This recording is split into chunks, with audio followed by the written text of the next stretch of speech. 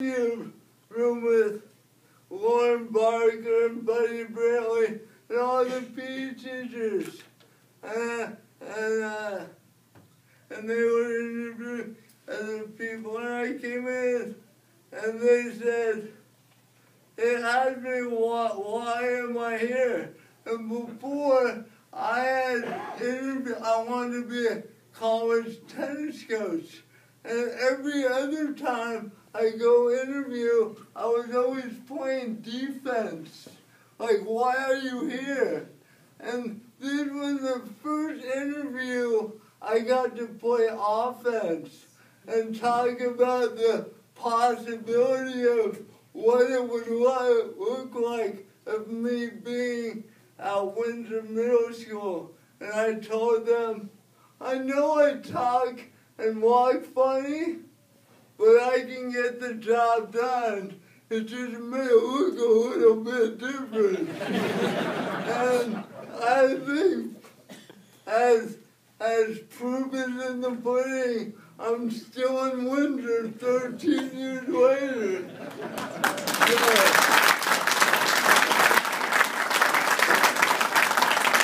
So my request today is just take a look at yourself and kind of think, well, what's something that you feel a little vulnerable about, or something that you feel insecure about, and maybe shine the light a little on that. Like we had the Martin Luther King holiday last week, and one of his famous quotes is, darkness cannot drive out darkness. Only light does that. Hate cannot drive out hate. Only love does that. So if you show the light and the love on yourself, because I know I have a lot more weaknesses to kind of transform, and for me it's been a great opportunity to share my life in a more open way. So I just like to thank you for your kind attention today. We have about a few more minutes. I'd just like to open it up to some questions and answer. And if you have any feedback, or you want to keep in touch, or you have someone or a group that you think my message would good for, just let me know, because I'm just on this project kind of exploring the possibility, and I have no idea where it might go. Might just go down the road to Windsor Middle School, and that's okay. So I'd just like to thank you very much. Is there any questions? I think you should pursue your goal to be a speaker public. Thank you. Chris, how's CJ doing? He's doing great, thank you. How middle school kids can be really cruel, so how do you get to, I know they love you very much. How do you get them to, not look at you with the disabilities and kind of do a heckling kind of thing to get them over to, to like you so much and be in your camp? So going from being in their hand to putting them in my hand, the first year, like when I started teaching, I didn't know what I was doing, but I believe like one of my philosophies is the relationship is the key to everything you want to accomplish in life. So the first couple of days of school, I tell them what's up. I tell them why I talk and walk funny. And I try to build the relationship from day one. So by the first 3 days of school, I set a goal that I learned every kid's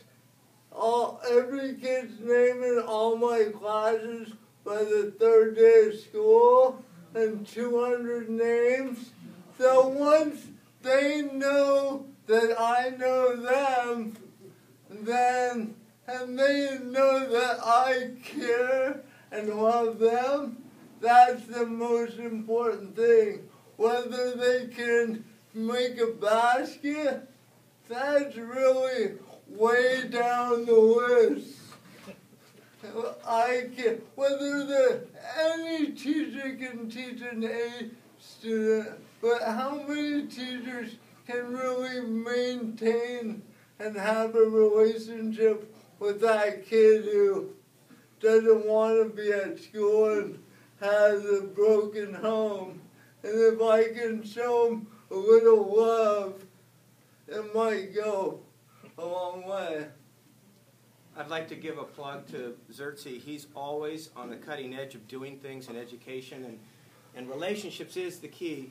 I think I'm envious of you because you have more Facebook friends than I will ever have. all of his kids that he's connected to in school have him as a touch point, and that's another form of communication. It's another form of relationship building, and it carries on way after they're out of your class.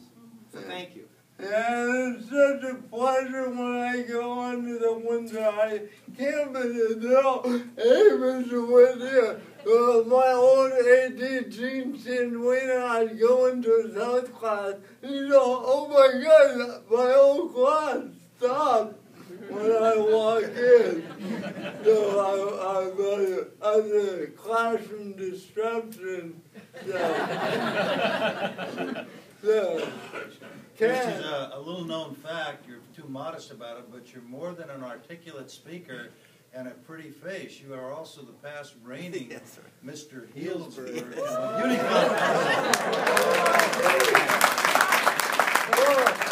Well, one thing you should know, I don't take myself too seriously. You know?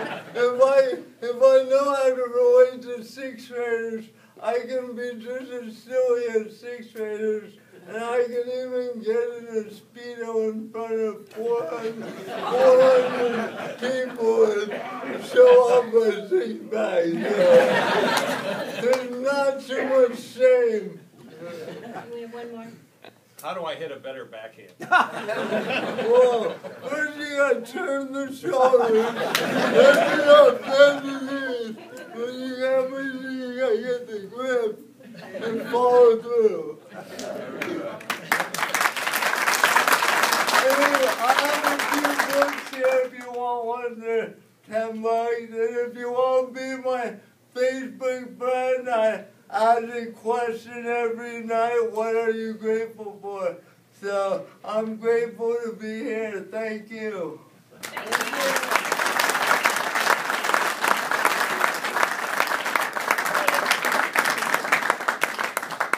We're very, very grateful to have you. We're grateful for your life. We're grateful for your work.